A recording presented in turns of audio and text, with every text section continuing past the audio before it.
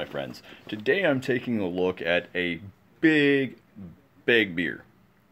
But I wanted to say big, bad beer as well.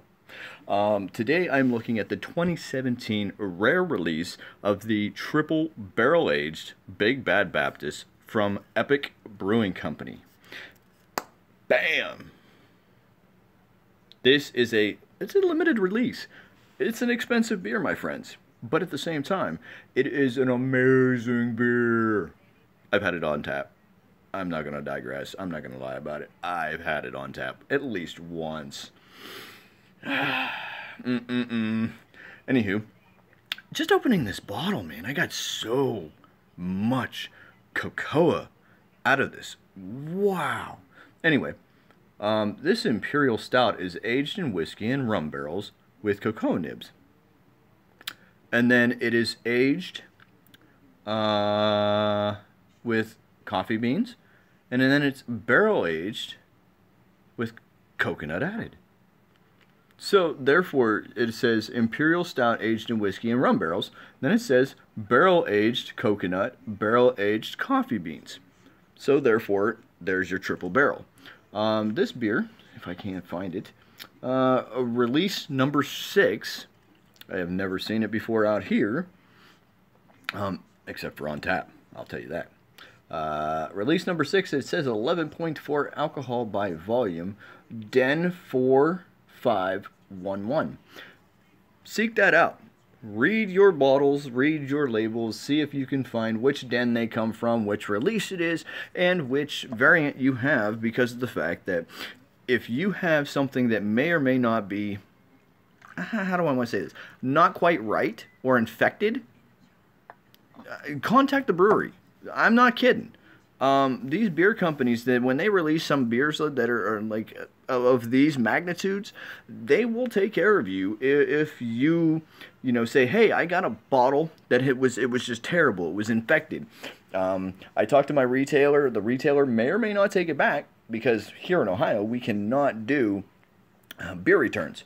But sometimes you can actually contact not only the distributor, etc., store, distribution, tell them, hey, I got a problem with it. Maybe they'll tell you the same thing that I'm telling you now, and you will get in contact with the actual brewery.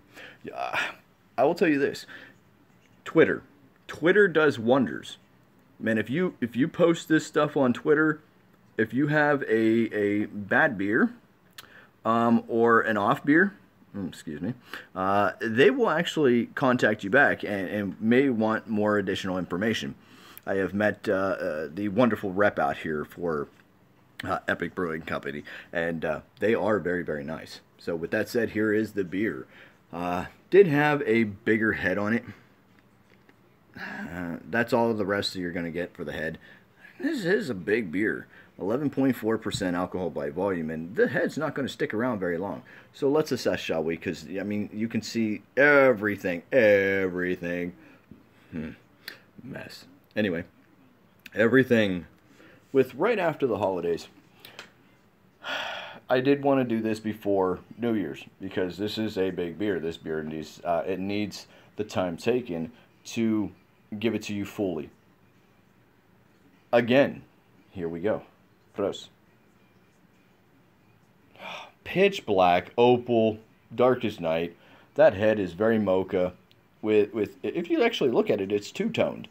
It is very two-toned. It's very light up on top, but it's got that nice, mocha. Look at that, look at that, look at that. You can actually see some carbonation going on in there. Very, very lovely. I'm telling you right now, this smells like some coconut rum. I'm thinking of some Caribou Lou right now. Some dark aged, chocolate version, whatever. Oh my goodness, there's so much coconut in this. So much chocolate. Vanilla. Oaky.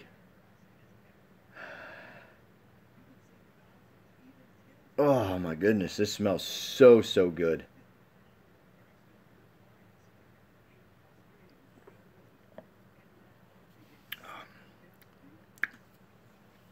Wow. Give it a minute.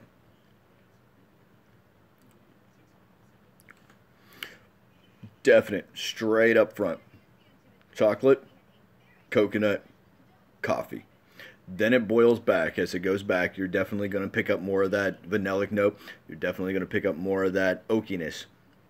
Oakiness will stick around as the vanillic kind of smooths out. I think it helps smooth the beer out, because this beer is very, very, very smooth, especially for being a big beer as it is.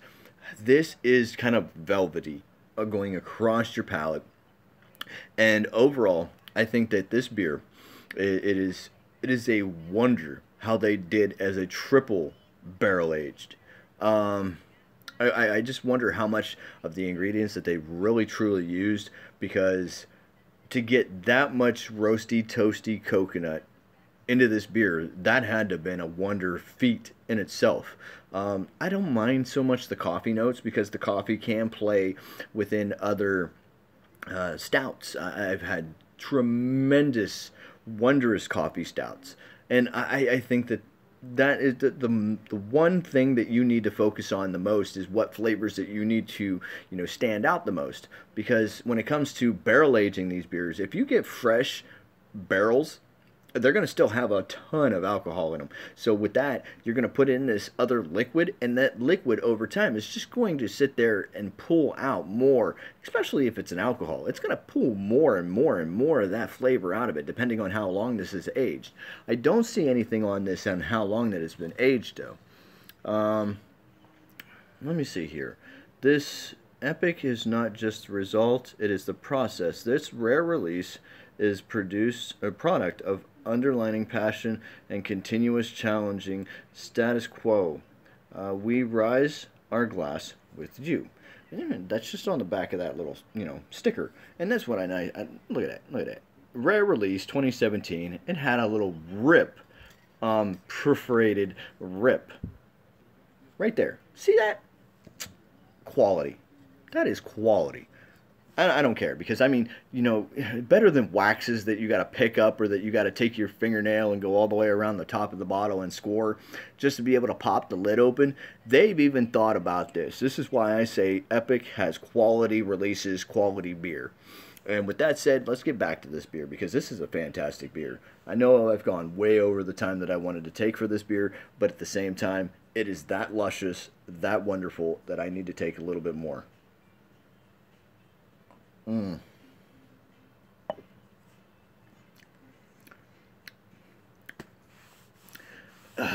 I've heard a comedic say before that it's like angels flying out of your ass.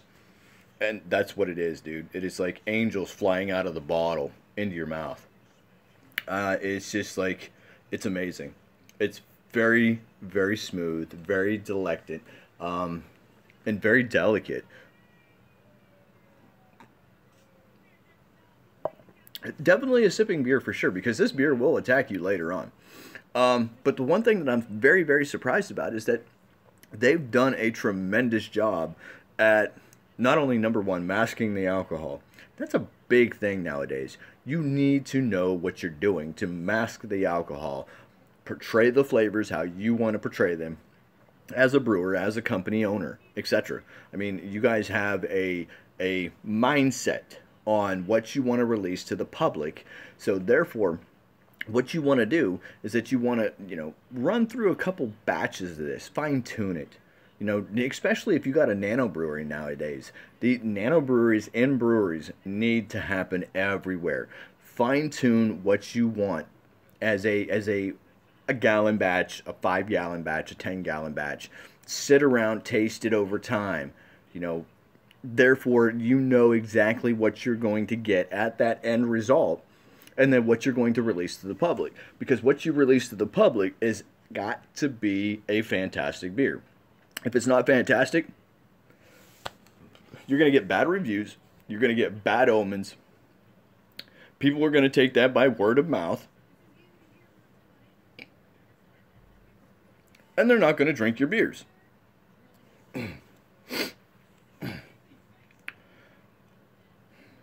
But anywho, I'm going to jump out of here. I'm going to let you guys seek this beer out and try it. And I will say deuces to you. Peace Pro Stusen has always come back again for another said beer in said glass. And I will see you guys again before the new year.